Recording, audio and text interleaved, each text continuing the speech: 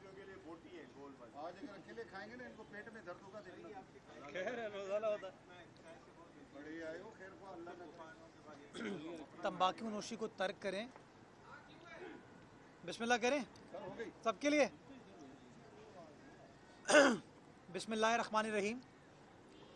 कल शाम से सोशल मीडिया पर एक ख़बर चल रही है, एक बच्ची शुमाइला से रिलेटेड के पन्नू आकिल में उसके साथ एक इंसिडेंट हुआ है और उसको हैंड ओवर कर दिया गया है किसी और फैमिली के पास। तो मैं ज़रा उस मामले में कुछ अपडेट दे दूं कि सुबह इस बात का नोटिस सिंध हुकूमत ने लिया था और जो कंसर्न पुलिस अफसरान हैं उनसे पूछगछ इस मामले में की।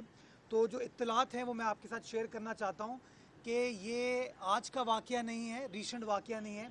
दिसंबर के महीने में ये वाक़या हुआ था और वाक़े के ऊपर फ़ौरन हुकूमत ने कार्रवाई करते हुए जो कंसर्न लोग थे उनके ख़िलाफ़ एफ़आईआर काटी थी और एफ़आईआर आज भी सब जुडिश है। जिस शख्स के ऊपर इल्ज़ाम है कि उसने उस जिरगे की सरबराही की, उसका नाम करीम वागो है और वो शख्स आज इस वक्त सक्खर पुलिस की हिरासत में है। बच्ची शुमाइला जो 9 साला बच्ची है वो अल्हम्दुलिल्लाह महफूज है और अपनी फैमिली के साथ है। उसके वालिद साहब के साथ, उसकी फैमिली के साथ हमारी जो लोकल इंतज़ामिया है वो इन टच है, हमारे पुलिस अफसरान और हमारे डिप्टी कमिश्नर। और उस बच्ची को अभी अगले चंद घंटों में पुलिस स्टेशन भी लाया जाएगा ताकि उसकी जो डिटेल्स हैं वो फर्दर मीडिया के साथ शेयर कर ली जाए। तो मैं सख्ती से इस बात की तरदीद करता हूँ कि ये जो बार बार सोशल मीडिया में ख़बर आई है कि जिरगे ने उस बच्ची को हैंड ओवर करने का फ़ैसला किया था, ये फ़ैसला, ये जो ख़बर है ये गलत है। बच्ची अल्हम्दुलिल्लाह आज भी अपने वालदैन के साथ है और दिसंबर का ये वाक़या, जिन लोगों ने ये इस जिरगे के अंदर शिरकत की थी, करीम वागो नामी शख्स जिसने जिरगे की सरबराही की थी, सदारत की थी, वो इस वक्त पुलिस की हिरासत में है, सक्कर पुलिस के पास है। हुकूमत कॉन्स्टेंटली लोकल इंतज़ामिया और पुलिस के जो इदारे हैं उनसे इन टच है ताकि ये मेक श्योर किया जा सके कि कोई गलत काम, कोई गैर कानूनी चीज़ ना हो सके और उस बच्ची की फ़ैमिली को भी कंप्लीट गवर्नमेंट की सपोर्ट की यकीन दहानी कराई जा चुकी है। इसके साथ साथ मैं PSL से रिलेटेड कुछ चीज़ें आपके साथ शेयर करना चाहूँगा। जैसे कि आप लोग जानते हैं कल वज़ीर आला सिंध ने तमाम PSL की टीमों को, कमेंटेटर्स को, जो इंटरनेशनल डिग्निटरीज़ आए हुए हैं और PCB के अफसरान हैं, उनको खाने पर मदऊ किया था।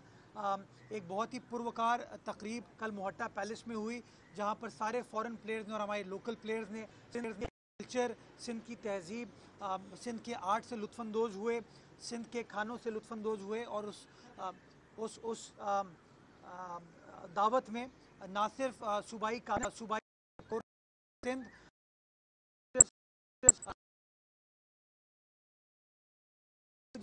जिससे तमाम जो प्लेयर्स कराची आए हुए थे उन्होंने उसको एंजॉय सराहा। जो सिंध गवर्नमेंट का ये जेस्चर है और जिस तरीके से सिंध गवर्नमेंट ने तमाम तर के बाद एक बेहतरीन कामयाब इवेंट कराची शहर में मुनक्किद किया है जो कि एक इंटरनेशनल सतह का इवेंट है, सारी दुनिया उसको देख रही है, उन तमाम चीज़ों को सराहा।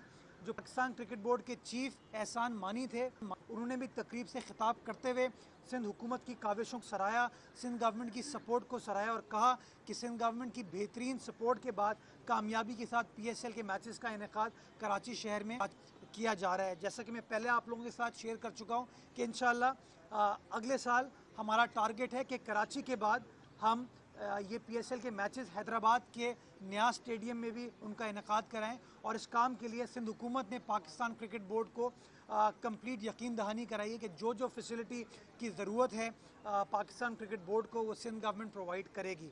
इसके साथ साथ मुल्क की मईशत के सतह पर मैं थोड़ी बात कर लूँ। आज के अखबारों में एक बड़ी अहम ख़बर फ्रंट पेज पर छपी है कि पिछले 5 सालों का जो रिकॉर्ड था महंगाई का वो इस हुकूमत ने तोड़ दिया है। यानी कि पिछले 5 साल में इतनी महंगाई कभी नहीं हुई थी पाकिस्तान में जितनी आज इस हुकूमत के दौर में हो रही है। ये वो हुकूमत है जो कि अपने आप को मदीने की रियासत कहती है। इस महंगाई ने गरीब आवाम की कमर तोड़ दी है, गरीब आवाम को फर्दर मुश्किलात में इजाफ़ा किया है। इसके साथ साथ मैं सवाल पूछना चाहूँगा इस हुकूमत से, हुकूमत ने था कि 50 लाख घर पाकिस्तानी आएंगे पिछले 7 माह के अंदर कि एक घर को किसी गरीब को हैंडओवर किया गया है? क्या कोई एक घर तामीर किया गया है? क्या कोई ज़मीन मुख्तस करके कोई डेवलपमेंट का काम स्टार्ट हुआ है? किसी गरीब आदमी को यकीन दहानी एक्चुअली हुकूमत की जानिब से कराई गई है कि इस तरह की कोई स्कीम हुकूमत पाकिस्तान लॉन्च कर रही है? मेरे ख्याल में अभी तक इस तरह कर रही है, मेरे ख्याल में अभी तक इस तरह की कोई अनाउंसमेंट या कोई अमली काम वफाकी हुकूमत की जानिब से नहीं हुआ। इसके साथ साथ इसी हुकूमत ने कहा था इलेक्शन से पहले कि पाकिस्तान की आवाम को 1 करोड़ नौकरियां हम देंगे। आज 7 माह गुजर गए, अगर एक नौकरी किसी को मिली हो तो आप बात कीजिए। हाँ, चंद खान साहब के दोस्तों को स्पेशल असिस्टेंट बना के नौकरी तो इन्होंने दे दी है, लेकिन किसी गरीब आदमी को नौकरी नहीं दी गई। सब लोग बड़े खुश थे, दावे किए गए थे कि 1 करोड़ नौकरियों का मतलब यह है कि हर साल 20 लाख नौकरियां ये हुकूमत देगी।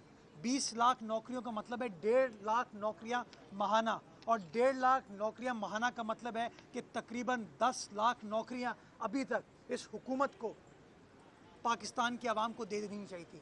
10 लाख नौकरियां छोड़ें, 10 नौकरियां भी पाकिस्तान तहरीक इंसाफ की हुकूमत ने किसी पाकिस्तानी को प्रोवाइड नहीं की। अगर नौकरी प्रोवाइड की गई है तो फॉरेन नेशनल अपने दोस्त जुल्फी बुखारी को स्पेशल असिस्टेंट बना के नौकरी प्रोवाइड की गई। किसी आम पाकिस्तानी को, किसी गरीब आदमी को नौकरी इस हुकूमत ने प्रोवाइड नहीं की। इसके अलावा एक और ख़बर जो कि मीडिया पर, सोशल मीडिया पर कल से चल रही है, जो मैं आपके साथ शेयर करना चाहूँगा कि सर्कुलर डेट, जब पाकिस्तान पीपल्स पार्टी की हुकूमत ख़त्म हुई थी 2013 में, तो सर्कुलर डेट था 400 अरब रुपए।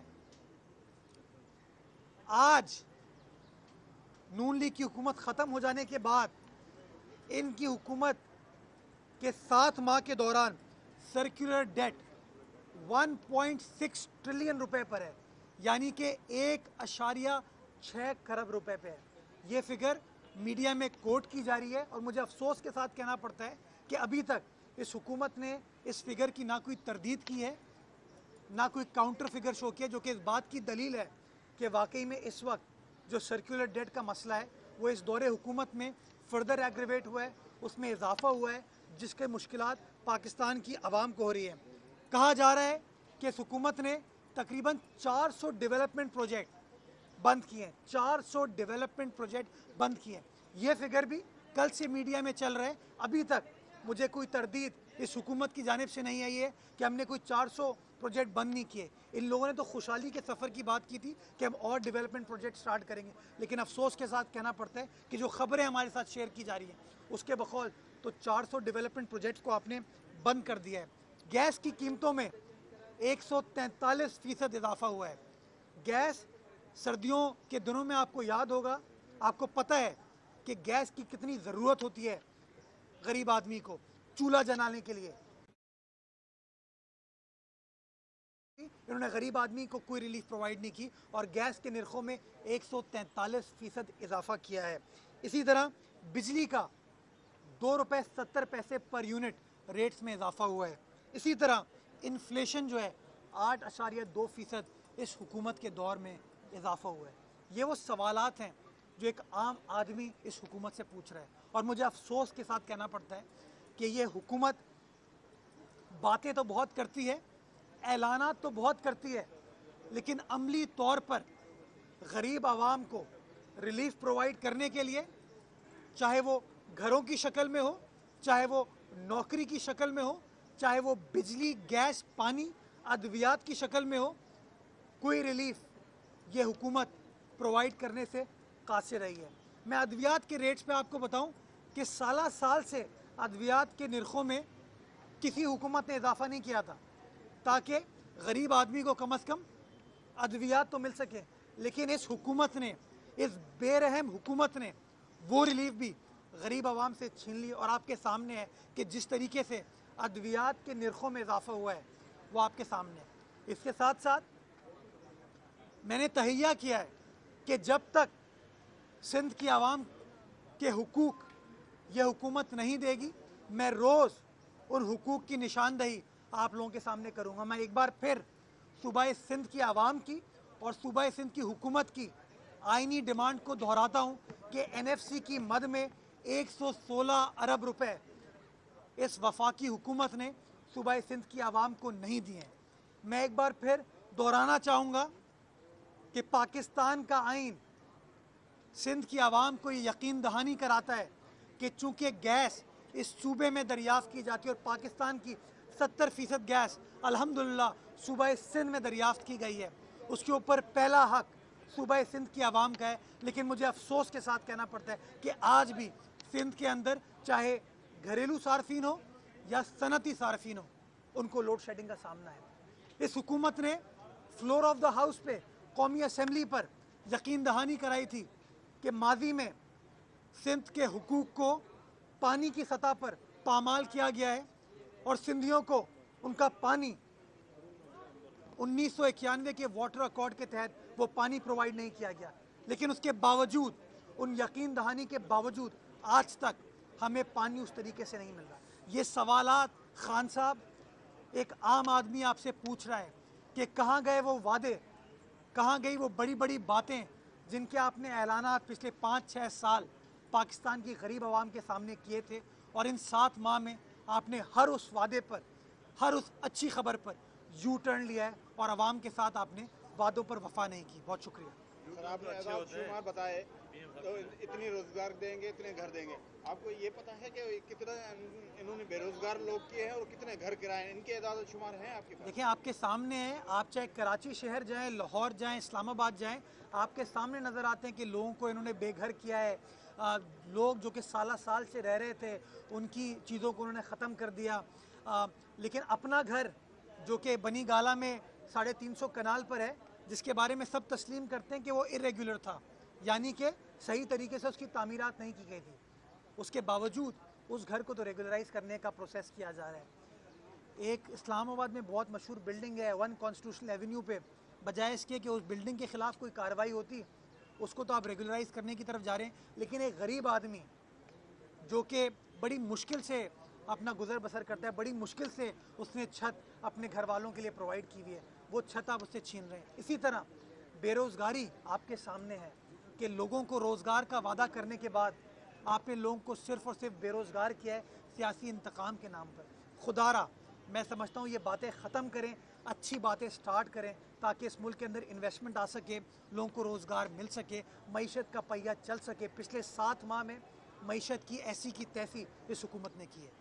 अच्छा, ये बताएं कि उसकी रिपोर्ट आ गई है जो फूड की वजह से 5 बच्चे हलाक हुए थे, उसके अंदर बच्चे भी शामिल थे, उसके अंदर रेस्टोरेंट के अंदर भी जो केमिकल पाया गया वो भी ख़तरनाक है। तो आपके पास फूड अथॉरिटी है, वो क्या कर रही है कि अभी और बच्चे मरने का वो इंतज़ार करेगी कि कराची के अंदर रेस्टोरेंट खुले हुए हैं, होटल खुले हुए हैं जो है? देखिए, मैं समझता हूँ हम कभी कभार ब्रेकिंग न्यूज़ के चक्कर में या क्रेडिट लेने के चक्कर में बड़ी बड़ी बातें कर जाते हैं।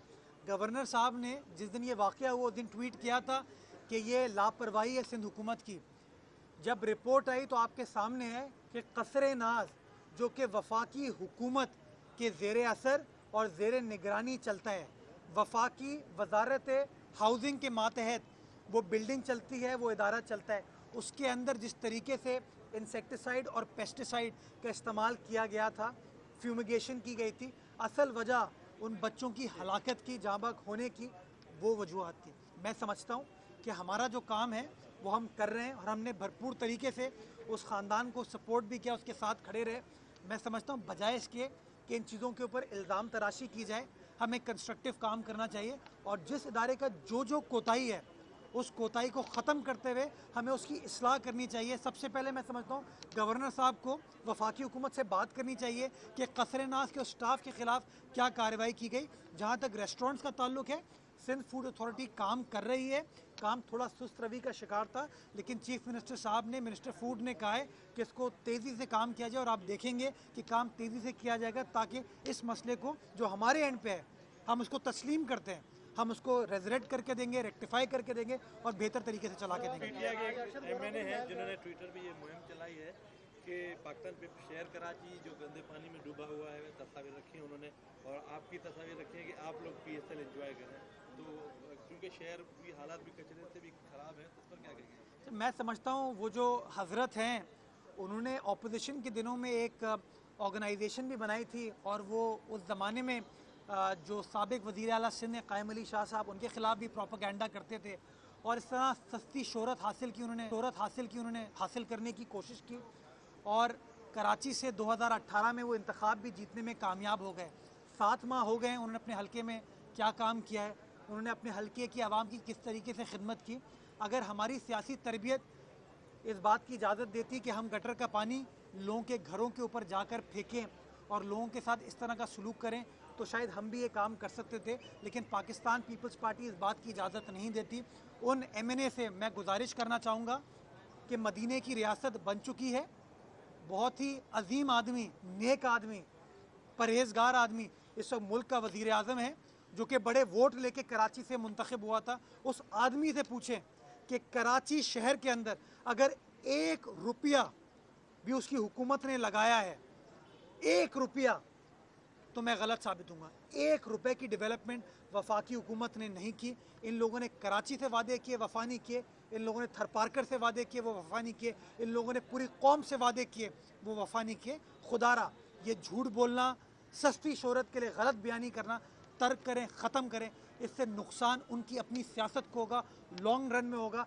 इस वक्त कराची की आवाम इन लोगों को ढूंढ रही है। हम कराची की आवाम के साथ खड़े हुए, हमें NFC की मद में पैसा नहीं मिल रहा, बट इसके बावजूद कराची के अंदर डेवलपमेंट प्रोजेक्ट्स चल रहे हैं। इन्हीं हलकों से शहीद मिलत से पाकिस्तान पीपल्स पार्टी कामयाब नहीं हुए। शहीद मिलत रोड पे 2 फ्लाईओवर अगर तामीर किए जा रहे हैं तो पाकिस्तान पीपल्स पार्टी करिए। अली जैदी साहब वहाँ से इलेक्ट हुए, सो वफाकी वजीर हैं वो, लेकिन खिदमत पाकिस्तान पीपल्स पार्टी की सिंध हुकूमत करिए। कोरंगी से हम इलेक्ट नहीं हुए हैं, लियारी से वो कहते हैं नर का बच्चा कहा था असद उमर साहब ने, वो किधर है नर का बच्चा? इस वक्त लियारी की आवाम ढूंढ रही है उस नर के बच्चे को कि क्या काम करके दिया आपने, क्या रिलीफ पैकेज लियारी की आवाम को लाके दिया। वो 14 सड़कें पाकिस्तान पीपल्स पार्टी की सिंध हुकूमत लियारी पैकेज के अंदर लेके आ रही है और आप देखेंगे कि इंशाल्लाह अगले 4 माह के अंदर तमाम इंफ्रास्ट्रक्चर लियारी का चेंज हो चुका होगा और ये भी कारनामा पाकिस्तान पीपल्स पार्टी का होगा।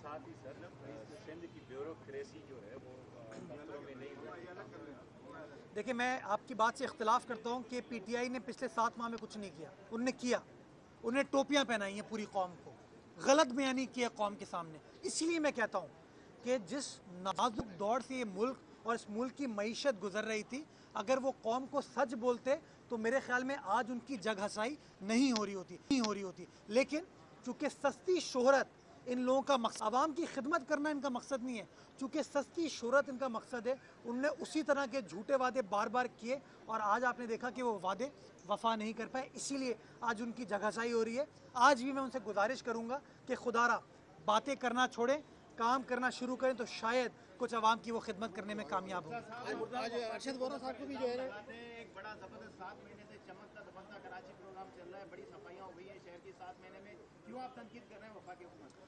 पता नहीं वो प्रोग्राम कहाँ चल रहा है, वो किधर नज़र आ रहा है प्रोग्राम, हमें तो नज़र नहीं आ रहा। आप ये देखें कि आखिरी वक्त पर PCP गुजारिश करती है तो किसको करती है? सिंध हुकूमत को करती है, जो कि पाकिस्तान पीपल्स पार्टी की गवर्नमेंट है कि जी हम लाहौर में बाकी शहरों में मैचेस नहीं करा सकते, हमें आपकी ज़रूरत है। सिंध हुकूमत ने सियासत नहीं की। सिंध हुकूमत ने कहा ये शहर कराची शहर कायद, रोशनियों का शहर है, ये सबको खुशामदेद कहेगा और हम बेहतरीन तरीके से PSL को ऑर्गेनाइज़ करेंगे। हमने करके दिया।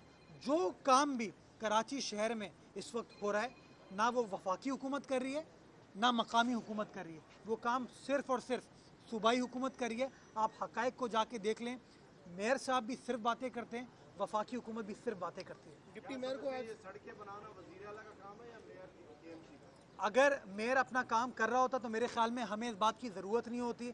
सिंध हुकूमत बार बार जिस तरीके से भी KMC की मदद कर सकती थी, चाहे वो OZT शेयर देने की शक्ल में हो, चाहे वो 7 अरब रुपए सालाना उनको मुआशी एड देने की शक्ल में हो, सिंध गवर्नमेंट ने वो काम किया। बट आप देख सकते हैं कि मेयर साहब ने या KMC ने कोई काम नहीं किया। आप हस्पतालों की बात करते हैं, जो हस्पताल इस वक्त KMC के मातहत चल रहे हैं, आप उनका हाल देख सकते हैं। अब्बासी शहीद आपके सामने है, Karachi institute of heart disease आपके सामने, हमारे मातहत जिना हॉस्पिटल चल रहा था, सिविल हॉस्पिटल चल रहा है, हमारे साथ NICVT चल रहा था, आप उसकी फैसिलिटी देख सकते हैं, उसकी परफॉर्मेंस देख सकते हैं। हम तो आज भी कहते हैं कि भाई आप इख्तियारात का रोना रोते हो, इख्तियारात को छोड़ो, जो चीज़ें आपके साथ हैं कम से कम वो तो करके दो। उन इदारों को तो आपने बेड़ा गर्क कर दिया है। मुर्तज़ा साहब, आपने बहुत सारे मसाइल की निशानदेही की है, पानी का इशू हो, NFC का इशू हो, गैस का इशू हो, बहुत सारे इशूज हैं जो फेडरल गवर्नमेंट के साथ रिलेटेड है। अब मुस्लिम लीग नून के साथ आप COD फिर से नज़रसानी के लिए जा रहे हैं, एक पेज पे हैं, क्यों इन मसाइल के खिलाफ आप तहरीक क्यों नहीं चलाते? दोनों पार्टी को बड़ा हैवी मैंडेट मिला हुआ है। नहीं, तहरीक क्यों नहीं चलाएंगे? मैं समझता हूँ हमारी बुनियादी जिम्मेदारी है तहरीक चलाना और आवाम के जो मसाइल हैं उनको हल करना, उनका हल तलाश करना। और अगर कोई नाकाम निकम्मी हुकूमत उन मसाइल का हल ढूंढने में कासिर है तो हम उसकी मदद और निशानदेही करने को तैयार हैं। हम अपना भरपूर तरीके से किरदार अदा करेंगे। लेकिन मैं ये चीज़ की आपको यकीन दहानी कराऊँ कि हम इल्ज़ाम तराशी, गालम गलोच की सियासत नहीं करेंगे। हम अपना आइनी जमहूरी हक इस्तेमाल करेंगे पार्लिमान के अंदर, पार्लिमान के बाहर, ताकि हम पाकिस्तान के अवाम की तर्जुमानी कर सकें और पाकिस्तान के अवाम का मसाइल का हल तलाश कर सकें। ये जो एहतिसाब का अमल भी पाकिस्तान पीपल्स पार्टी की लीडरशिप के ख़िलाफ़ चल रहा है, शायद उसके पीछे भी यही तमाम अवामिल है। क्योंकि आप देख सकते हैं कि जिस दिन चेयरमैन पाकिस्तान पीपल्स पार्टी बिलावल साहब कोई बड़ा इशू रेस करते हैं, उसके अगले रोज़ कोई उनको नोटिस आ जाता है। तो मैं समझता हूँ ये हुकूमत कम्प्लीटली नाकाम हो चुकी है। आवाम के मसाइल को हल करने के लिए ऑपोजिशन अपना आइनी किरदार अदा करेगी और इंशाल्लाह करते रहेगी। बिलावल साहब की आमद जो है उसका रीज़न क्या है, वो बता सकते हैं? कि देखिए, ये पाकिस्तान पीपल्स पार्टी के चेयरमैन हैं बिलावल साहब। पाकिस्तान पीपल्स पार्टी अक्सरियती जमात है सिंध असेंबली की।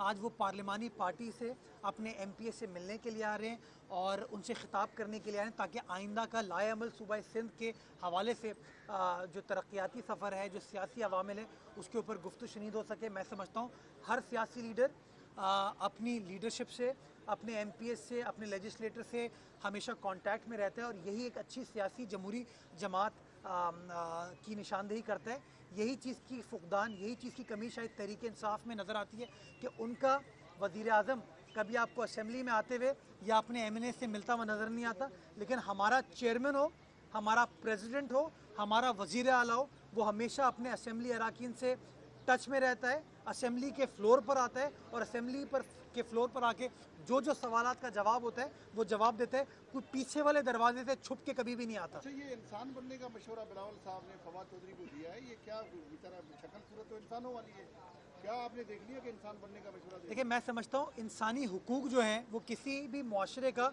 बड़ा अहम जुज़ है और चेयरमैन पाकिस्तान पीपल्स पार्टी जनाब बिलावल भुट्टो जरदारी साहब के लिए इंसानी हुकूक की बड़ी अहमियत है। इसीलिए उन्होंने नेशनल असेंबली के अंदर भी बाय चॉइस ये कहा कि मैं ह्यूमन राइट्स कमेटी के अंदर काम करना चाहूँगा।